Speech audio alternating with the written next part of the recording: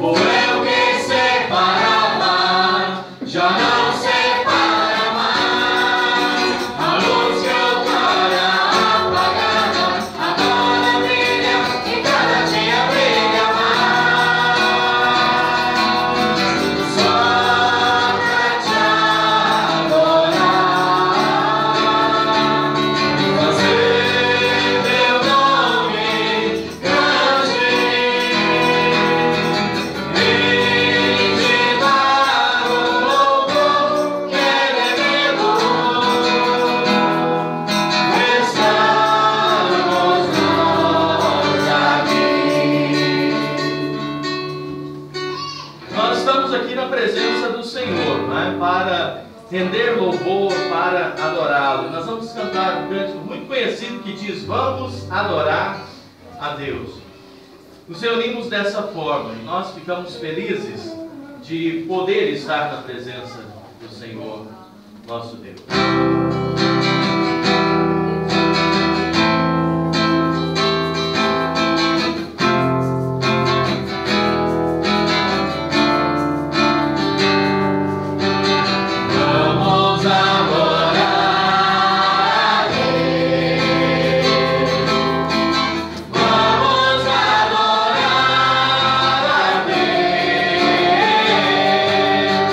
Vamos invocar, Senhor.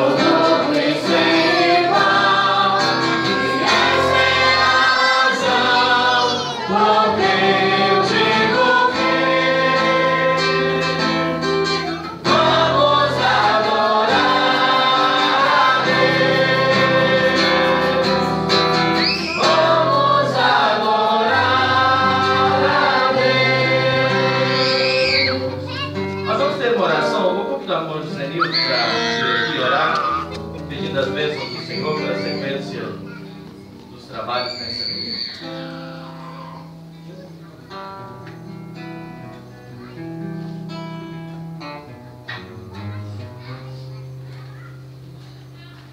Boa noite a todos. Quero fazer uma palavra com Deus.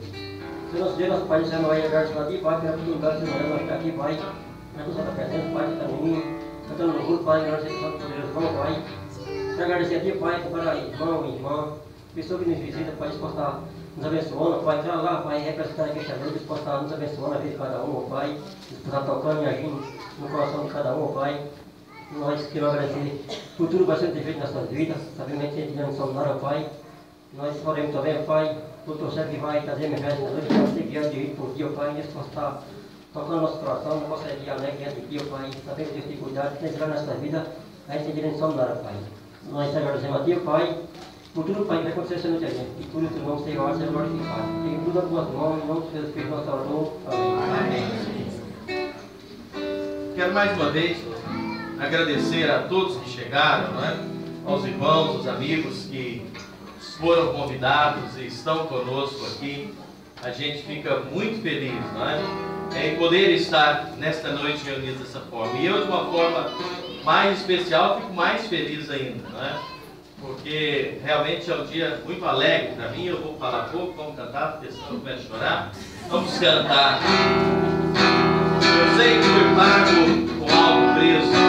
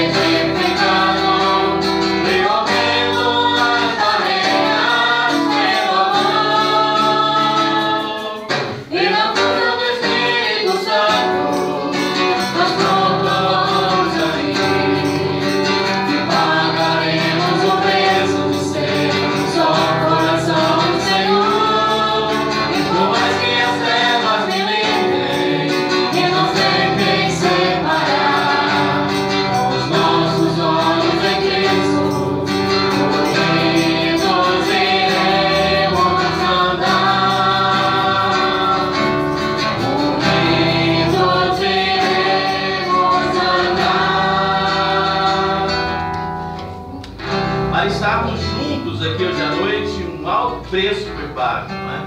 Nós sabemos que nós estamos aqui nesta noite podendo louvar a Deus, unidos, juntos assim, é porque um alto preço foi pago lá na cruz do Calvário. E hoje nós estamos assim, felizes de estar na presença do Senhor, não é? Para aqueles irmãos que se reúnem conosco, sabem da alegria de nós estarmos aqui hoje à noite. Exatamente há um ano atrás, nesse lugar, eu sofri uma das maiores tristezas que eu podia imaginar.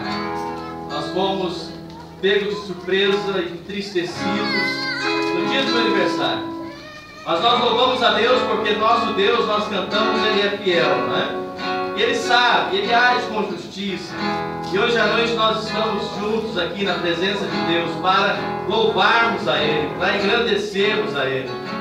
E hoje, quando amanhecia o dia, eu estava orando e louvando a Deus, falando: Senhor, obrigado pela tua fidelidade. Não é? O Senhor sabe quantas lágrimas nós choramos esse ano. Quantas vezes nós fomos acusados, fomos levantados, falaram tantas coisas. Mas nós louvamos.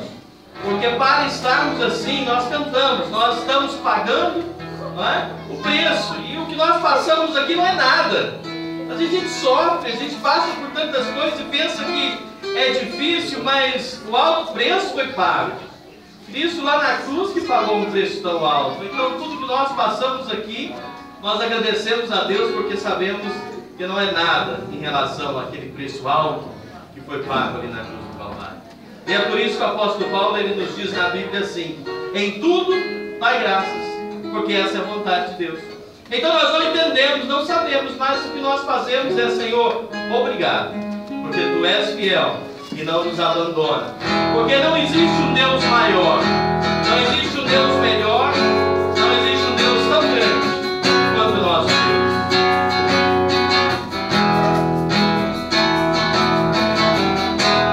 Não há Deus maior, não há Deus melhor, não há Deus tão grande como o nosso Deus. Não há Deus maior, não há Deus maior, não há Deus melhor, não há Deus tão grande como o nosso Deus. Criou os céus, criou a terra, criou o sol e as estrelas, tudo Ele fez, tudo criou, tudo formou. Para o seu louvor, para o seu louvor, para o seu, Vamos unir de novo mais uma vez. Não há Deus maior. Não há Deus maior, não há Deus melhor, não há Deus melhor, não há Deus tão grande, não há Deus tão grande como o nosso Deus, como o nosso Deus. Criou os céus, criou a terra, criou os céus, criou a terra, criou o sol e as estrelas, tudo Ele fez, tudo criou, tudo formou. Para o seu louvor, para o seu louvor, para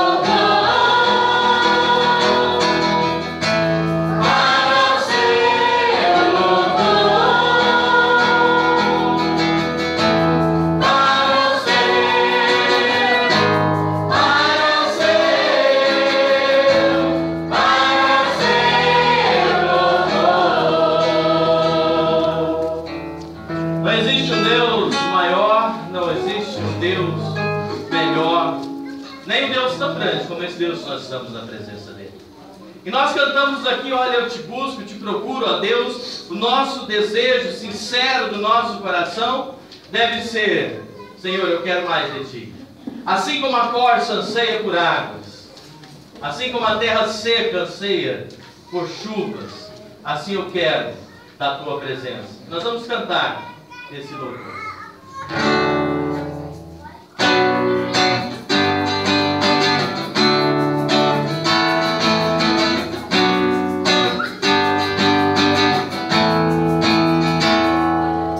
Assim como a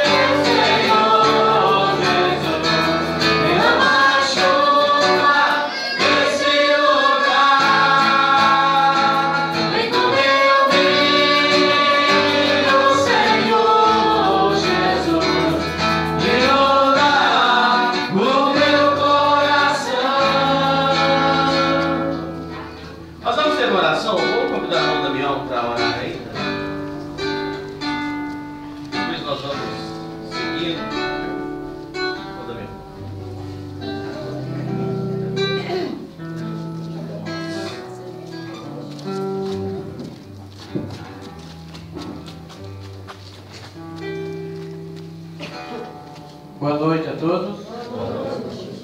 Agradecemos que estamos na presença de Jesus Cristo, nosso Salvador.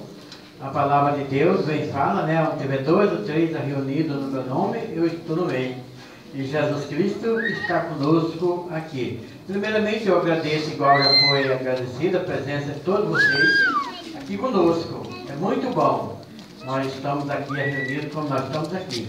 E nós vamos ter mais uma palavra de oração, né? Vamos fechar os olhos e vamos conversar com Deus. Nosso Deus e Pai que está no céu, no nome de Jesus Cristo, o nosso Salvador, nós te agradecemos, Senhor Deus, porque o Senhor está conosco aqui em nossa presença. Nós te agradecemos, Senhor Deus, porque nós sabemos que o nosso Deus é santo, santo, santo. É esse que está conosco aqui nesse momento.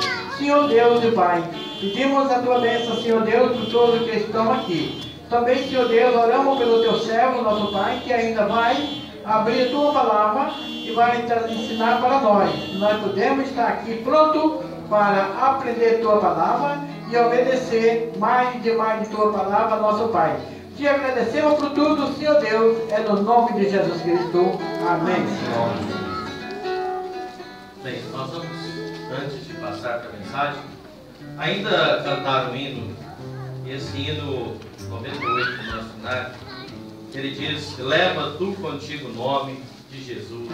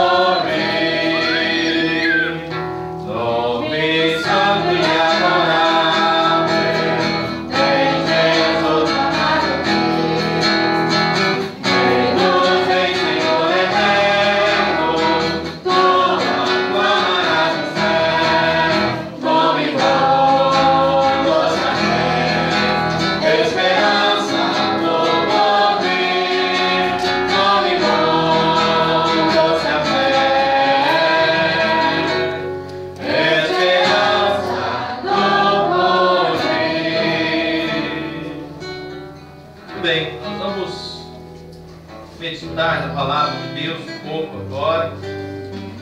Como eu disse, muito bom estar aqui, estou feliz de estar aqui de uma forma bem especial nesta noite, com cada pessoa que chegou até aqui. E nós vamos meditar um pouco na palavra de Deus, ainda um pouco desconcertado, como diria o mineiro, meio fora do prumo, não é? Porque cheguei aqui e me descontrolei geral, né? Mas por bom, né? Por felicidade. E nós vamos pensar um pouco na palavra de Deus neste momento, em uma parábola que é muito conhecida na Bíblia, parábola do bom samaritano. Você sabe que Jesus ele ensinava muito por parábolas, né? Quando Jesus esteve aqui, ele sempre ensinava através de parábolas. O que é uma parábola? Parábola Diz assim a palavra de Deus: mas um samaritano que ia de viagem chegou ao pé dele e, vendo, moveu-se de íntima compaixão e, aproximando-se, atou-lhes as feridas, deitando-lhes azeite e vinho, e, pondo sobre a sua cavalgadura, levou-o para uma estalagem e cuidou dele. Samaritano, não é? Nós lemos aqui essa parábola, conta de um homem, depois nós vamos ler, ele vinha numa ocasião, num determinado momento, ele vinha descendo de Jerusalém para Jericó, e ele foi tomado por alguns ladrões, alguns assaltantes, que bateram nele, não é? Roubaram tudo, e deixando ele quase que morto ali. E aí aparece a figura desse samaritano que nós lemos aqui, que cuidou daquele homem. E a gente começa a pensar, não é, que nós podemos tirar de lições desse texto. Nós podemos pensar aqui, nem vou usar isso aqui, não é? Que nós começamos, pode desligar, nós começamos a pensar como isso se aplica de uma forma muito direta nas nossas vidas, se nós pensarmos na figura deste homem caído ali. Um homem que foi tomado por ladrões, por malfeitores, e ele caiu. Vamos ler aí, aproveita aí o 30. Certo homem descia de Jerusalém para Jericó e veio a cair nas mãos de salteadores, os quais, depois de tudo lhe roubarem, lhe causaram muitos ferimentos, retirando-se, deixando-o quase morto. Como eu disse, uma figura interessante. Um homem no chão, depois de apanhar muito, quase morto ali. Depois de sofrer nas mãos de ladrões, de salteadores, ele estava ali naquela situação. E a gente olha e podemos trazer isso para a nossa vida, para a nossa realidade, e nós encontramos uma figura muito clara, perfeita, de cada um de nós em uma condição natural nossa. A Bíblia nos diz lá em Romanos 3, que todos pecaram. E depois no capítulo 6 diz que o salário do pecado é a morte.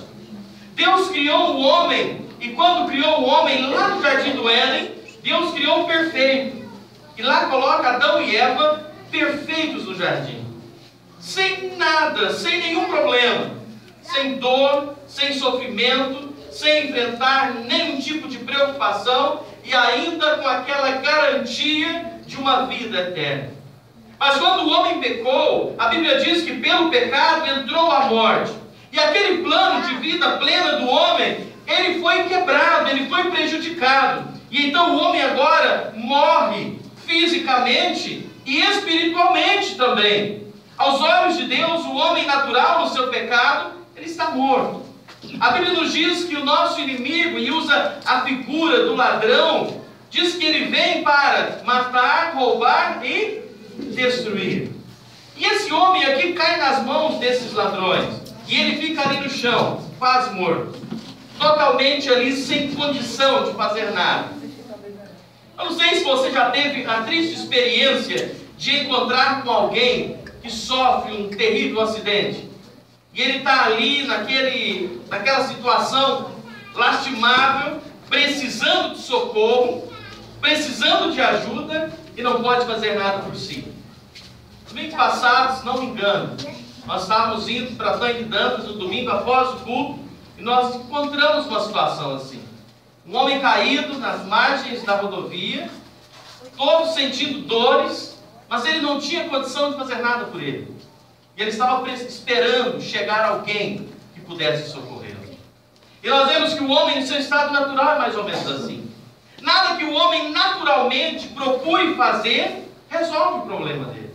Nós estamos neste mundo onde o nosso inimigo, ele está aí, você sabe disso. Basta olhar o mundo como está. Não é? Traz tanto tipo de sofrimento, de preocupação, de dores, de tristezas, e isso vai se acumulando sobre o mundo, e o homem naturalmente, sozinho, ele não pode fazer nada. Esse homem estava no chão, caído aqui, quase morto. E se ele precisava que alguém chegasse próximo dele e tivesse misericórdia dele, porque ele não podia fazer nada por si. E assim está o homem no seu estado natural. Assim se encontra todos nós. Nascemos com esse pecado, e esse pecado vem judiando, vem acabando com aquela obra perfeita que Deus criou. E sabe, nós pensamos como que nós precisamos de Deus. E é por isso que hoje à noite nós cantamos aqui vários hinos que diz: Senhor, eu te busco, eu procuro, eu preciso de Ti, eu quero estar perto, porque, meu querido amigo, irmão, aqui hoje à noite, sem Deus nós não somos nada. Sem Ele nós não somos nada, não tem condição de fazermos nada por nós. Existem tantas pessoas que se envolvem na autoajuda, não é? Existem tantas pessoas que recorrem a terapias, a livros e tantas coisas de autoajuda, mas no fundo, o homem, a mulher, através de autoajuda, não resolve. Porque o homem chega numa situação em que autoajuda não resolve nada. Ele precisa, na verdade, de ajuda do alto, não é autoajuda. Por si só não pode fazer nada. E surge aí a necessidade de Deus. Não tem outra solução, não tem outro caminho. Nós estamos aqui nesta noite na presença dEle. Nós estamos aqui hoje à noite para falar da palavra de Deus, para falar de Deus. Nós não estamos aqui para falar outra coisa, para mostrar outra coisa, a não ser o que Deus pode fazer. Nessa passagem aqui que nós lemos, apareceram alguns homens. Nós vemos aqui que aquele homem caído ali no chão, de repente, diz aqui a parábola, desceu, versículo 31, desceu um sacerdote, passando por ali. E vendo aquele homem caído, diz a Bíblia, que ele passou de largo. Nós vemos aquele sacerdote, um homem religioso, um homem que conhecia de Deus. Mas ele não podia fazer nada por aquele homem ali no chão. Ele viu a necessidade do homem, claro, mas ele passa de largo. Ele não vai ali. E eu estive pensando nisso, mas por quê? Por que nesse contexto da parábola aqui, aquele sacerdote não podia fazer nada por aquele homem? Ou não fez nada por aquele homem? O sacerdote conhece da Bíblia, sabe da palavra de Deus. Mas naquela ocasião ali, especificamente, ele não podia fazer nada. Porque no contexto da parábola aqui, nós vemos que ninguém podia fazer nada por aquele homem se nós trouxermos para a nossa vida espiritual. Quando nós falamos da nossa necessidade de Deus, não existe nenhum homem, nem uma mulher, ninguém que possa fazer pelo homem. Nós estávamos ali fora agora há pouco conversando. Buscar a Deus é uma decisão pessoal. É uma decisão pessoal. Por mais que eu queira que alguém entenda isso, por mais que eu queira que alguém tome uma decisão na vida, porque Deus pode mudar, mas é uma decisão pessoal. Eu posso conhecer da palavra de Deus, eu posso conhecer de Deus, mas eu não posso fazer nada em relação à sua decisão. Por isso que a Bíblia diz que cada um vai dar conta de si na presença de Deus. Então aquele homem era um sacerdote, conhecedor, mas ele não fez nada, porque o homem nessa situação, ele não pode. É só Deus quem pode fazer. Nós podemos fazer, não é? Aqui nós conhecemos a palavra de Deus, você sabe muito bem quem é Deus, é apenas falar, mas não podemos fazer porque é uma decisão pessoal. Quando nós lemos na Bíblia e continuamos aqui, nós vemos que desceu uma outra pessoa. No versículo 32 diz: semelhantemente um levita descia por aquele lugar e vendo também passou de largo. Esse levita era um servo, era um obreiro, que estava ali para servir, mas ele também não serviu quem mais precisava. Levitas eram pessoas que serviam, eram pessoas que cuidavam do louvor, e por mais que fosse bonito, aquele levita louvando, ele não podia fazer nada naquela situação daquele homem. E nós olhamos para a nossa vida espiritual, nossa necessidade de encontrar com Deus, nós podemos pensar, não adianta encantar-se com as músicas, não adianta encantar com o serviço de alguém. Pode ser o mais bonito, pode ser o levita que prepara a coisa que pode mexer com a emoção, com o emocional, mas não pode resolver o problema de ninguém. E aquele levita também passa de largo. Mas aí Jesus conta de um homem, e esse homem samaritano, e nós lemos isso aqui. Certo samaritano seguia seu caminho passou perto e vendo. Entra a figura do samaritano. Quem era um samaritano? Se você não é muito familiarizado com o texto bíblico, samaritano eram umas pessoas muito mal vistas na época. Os judeus não gostavam dos samaritanos. E eles tinham problemas já históricos, não é? De relacionamentos. Era um povo que era visto pelos judeus como um povinho de segunda classe. E Jesus, falando com o judeu, disse: olha, desceu um samaritano, alguém que as pessoas não gostavam, alguém que era ignorado pelos outros, que era considerado menor, de pessoa de segunda categoria, mas esse parou, viu o homem, passou perto, viu o homem e parou para ajudá-lo, se compadeceu dele. E sabe, nessa parábola, quem faz o papel desse samaritano aqui? O Senhor Jesus. O Senhor Jesus, ele faz o papel desse samaritano nessa parábola que ele está contando aqui.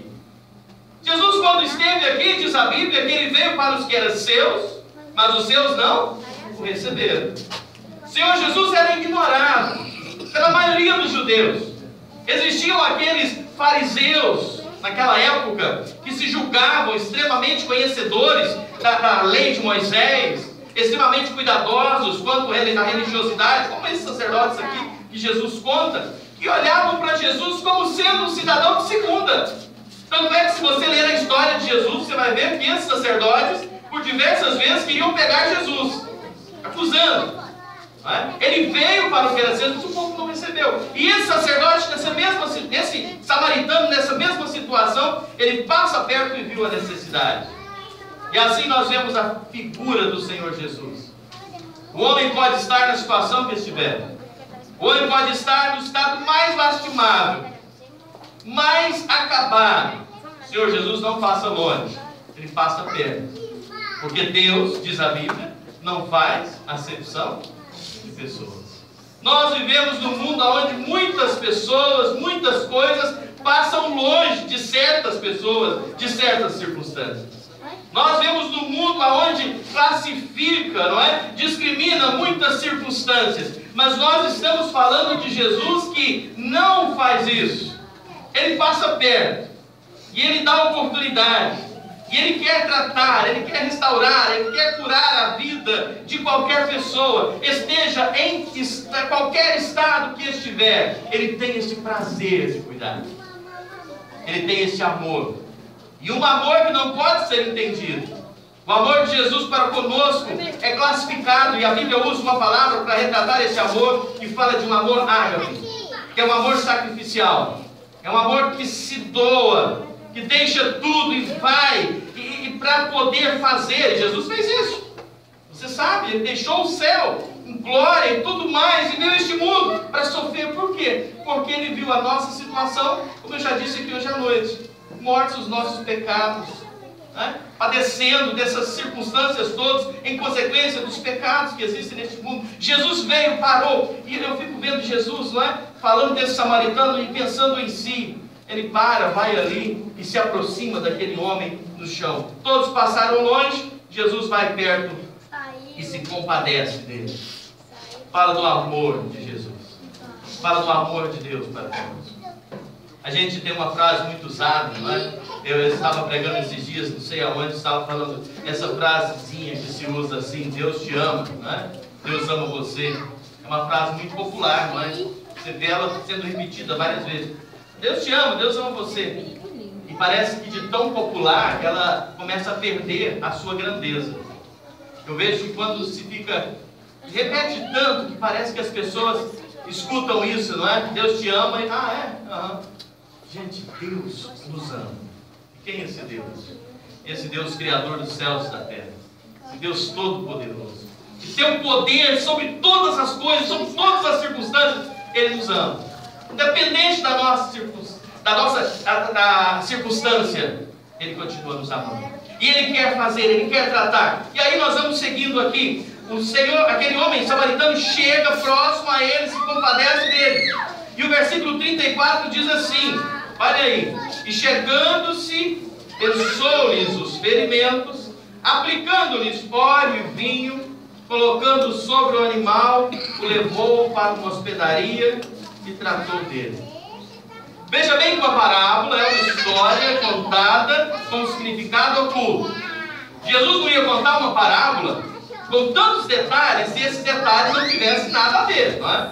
Jesus não ia falar que ele chegou ali, tratou daquele homem com óleo, vinho, colocou sobre o animal, levou para a hospedaria, se isso não importasse. Se Jesus explicou esses detalhezinhos, é porque isso tem alguma coisa.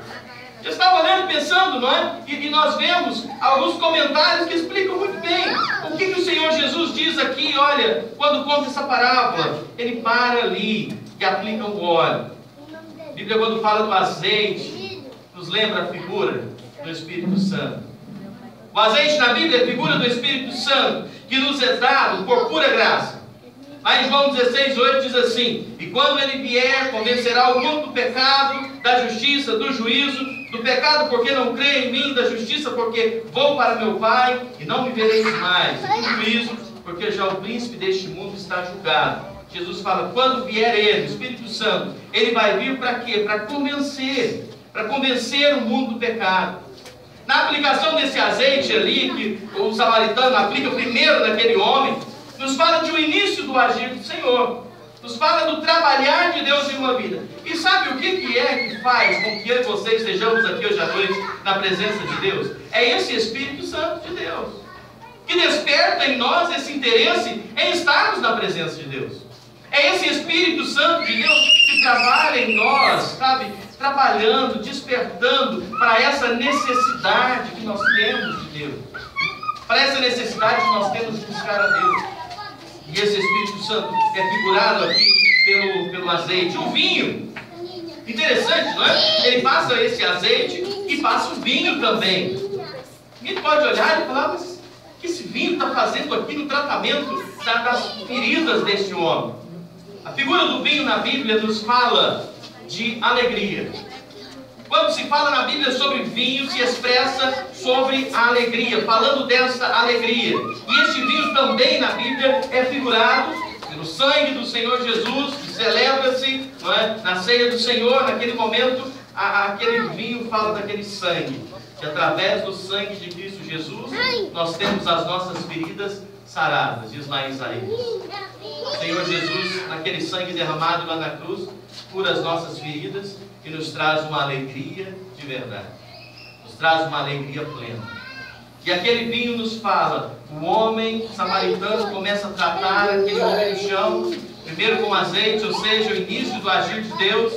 Depois vem o vinho que fala do sangue de Cristo Jesus, que passa em uma vida, porque primeiro a pessoa se interessa por Deus, depois ela recebe esse perdão dos seus pecados e vive a plena alegria. E por último, aqui, a gente já está quase concluindo os nossos pensamentos aqui, por último, esse homem pega, não é? Aquele homem ferido ali e coloca sobre o seu próprio animal, a sua cavalgadura, não é? Para levar para uma hospedaria. Quando coloca o animal naquele lugar, nos fala de Jesus sendo o nosso substituto. Tomou sobre si o peso dos nossos pecados, o castigo que ele levou sobre si. Isso está em Isaías 53. Depois, se você quiser ler, você vai ver esse retrato do Senhor Jesus tomando o peso dos nossos pecados.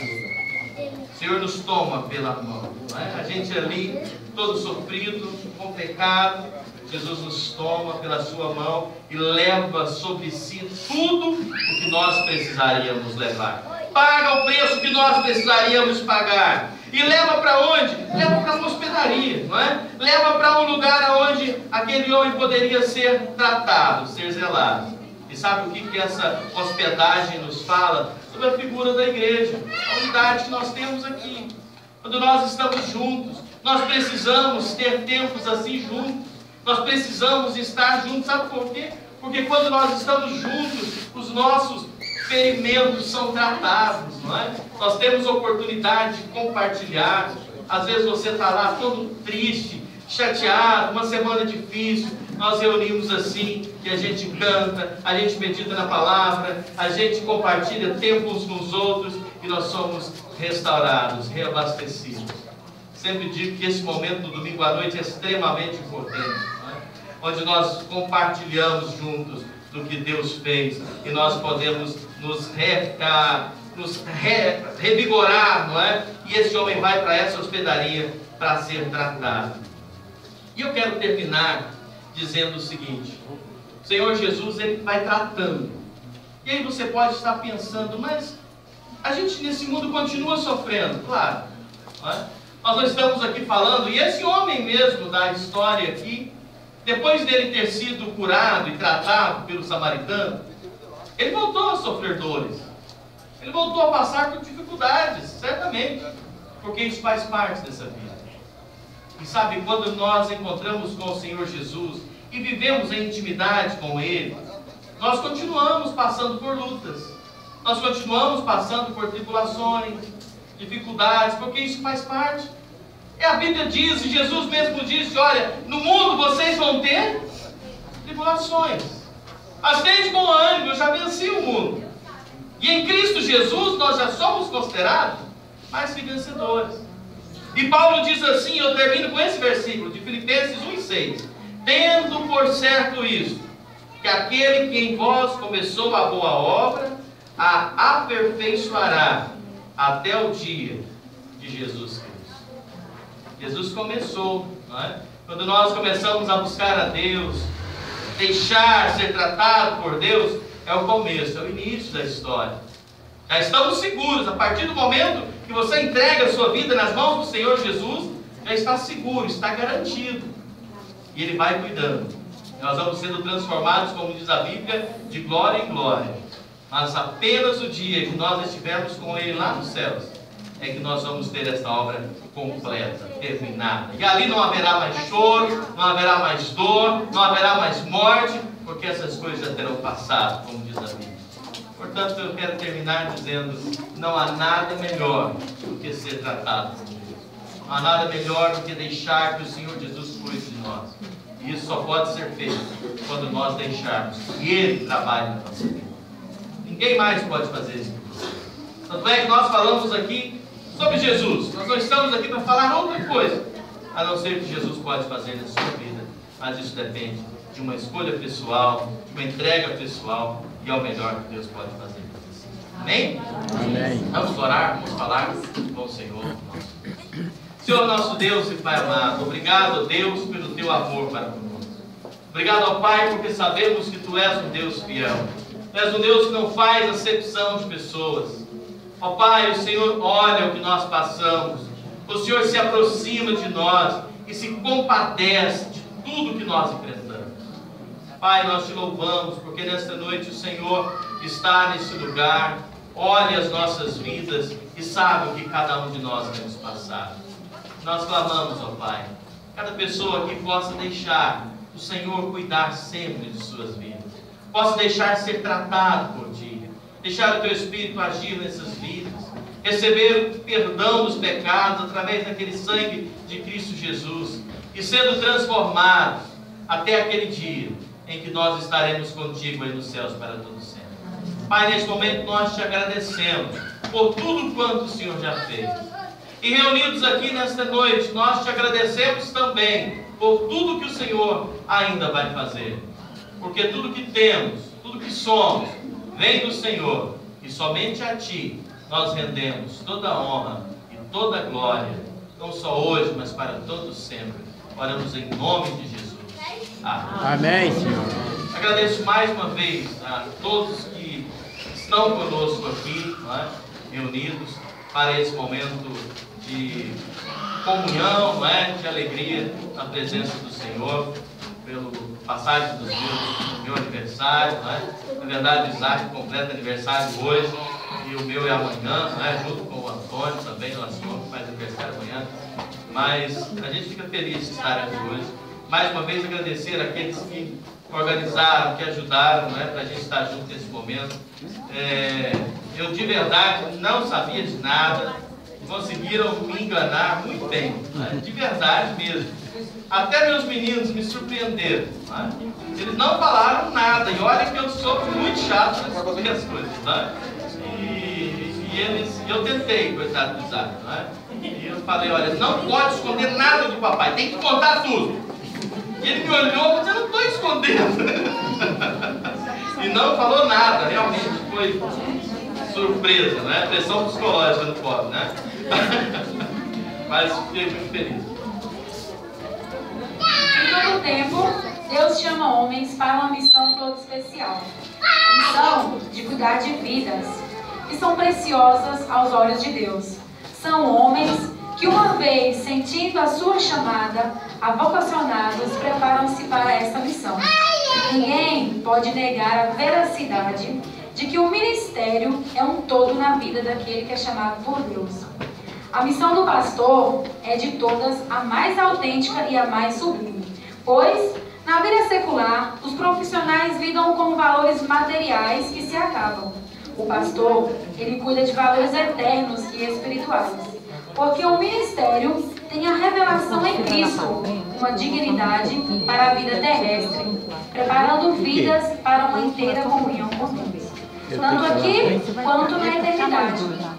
Nós vamos apresentar agora 7 características que a Bíblia destaca de um pastor, como este Paulo Eduardo. E observando, nós vamos concluir que a chamada ministerial é um dom e privilégio para este escolhido. Vamos entrar com o profeta.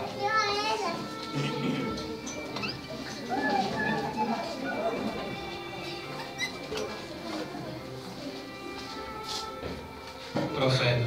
O pastor não foi chamado para profetizar no sentido de predizer o futuro, mas foi chamado para anunciar a verdade aos homens, por meio da mensagem de vida e do exemplo de sua vida. Para tal, o pastor deve estar em constante oração, sempre estudando a palavra, pesquisando em submissão ao Espírito Santo de Deus. Como profeta, ele recebe de Deus de maneira clara. O pastor, como profeta, é um ajudante de Cristo na terra, promovendo seu reino e conduzindo vidas no caminho de Deus. Conselheiro. Um pastor deve ser conselheiro.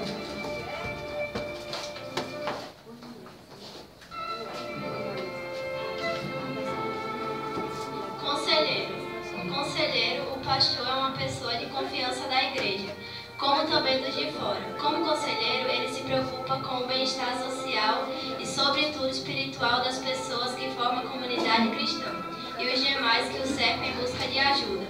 O pastor se esforça para levar as ovelhas cansadas, feridas, desgarradas e rebeldes a conduzirem para o redil. Como conselheiro, ele é discreto, ouve com atenção e analisa tudo com muita ética.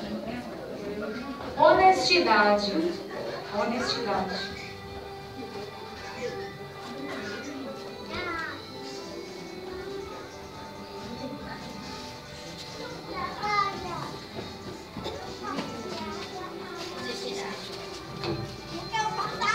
Honestidade. A Bíblia esclarece que aquele que é de Deus é correto.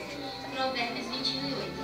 Portanto, o pastor deve procurar cuidadosamente ser um homem honesto. Como pastor, ele deve saber ouvir, investigar para não ser desonesto em suas conclusões. O homem de Deus deve usar de honestidade nas palavras, nos negócios, na administração da igreja. Tendo essa ação, ganhará credibilidade por todos, e o nome de Deus será exaltado. Vigilante. Isso é vigilante.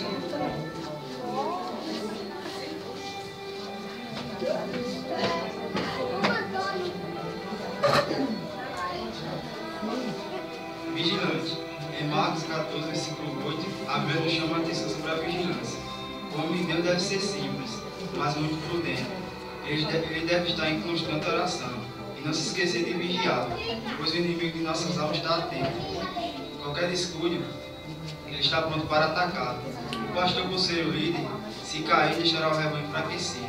É preciso que o homem de Deus vigie para resistir aos vendavais. Irrepreensível.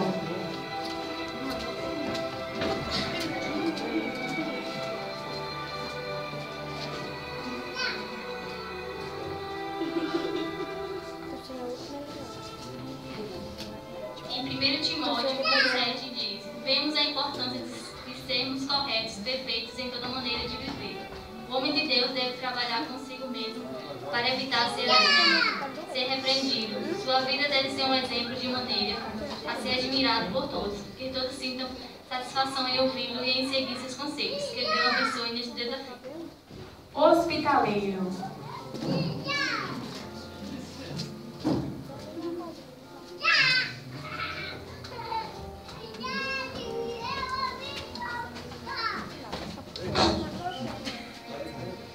hospitaleiro.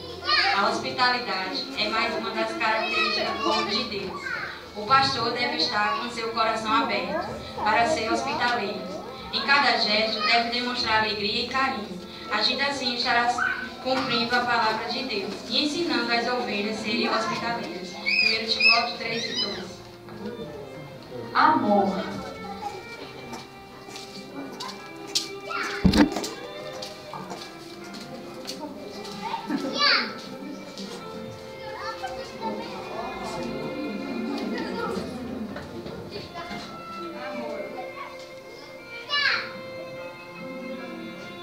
Amor. A Bíblia nos versos, 1 Coríntios 3:3. Ainda que destruísse, todavia fortuna as pobres, não dispensa amor, não me notaria.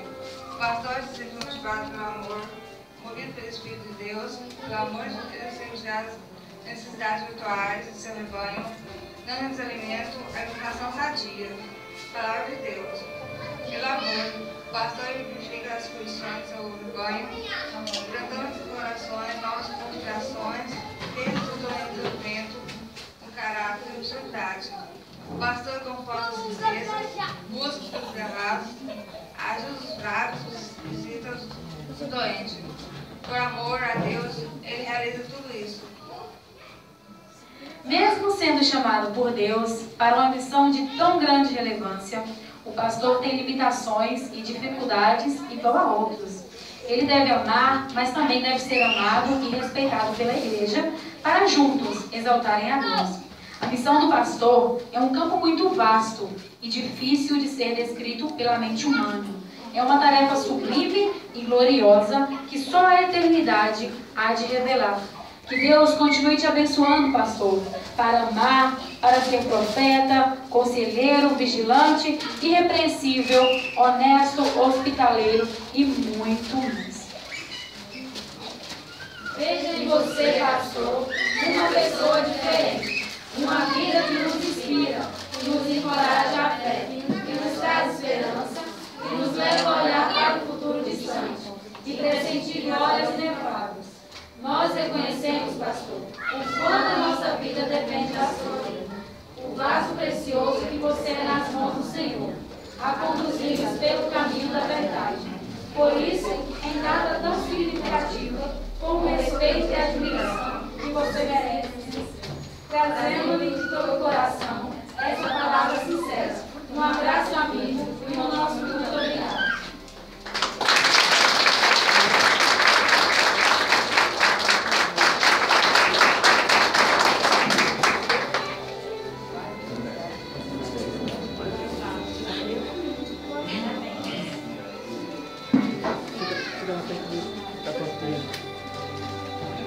Tá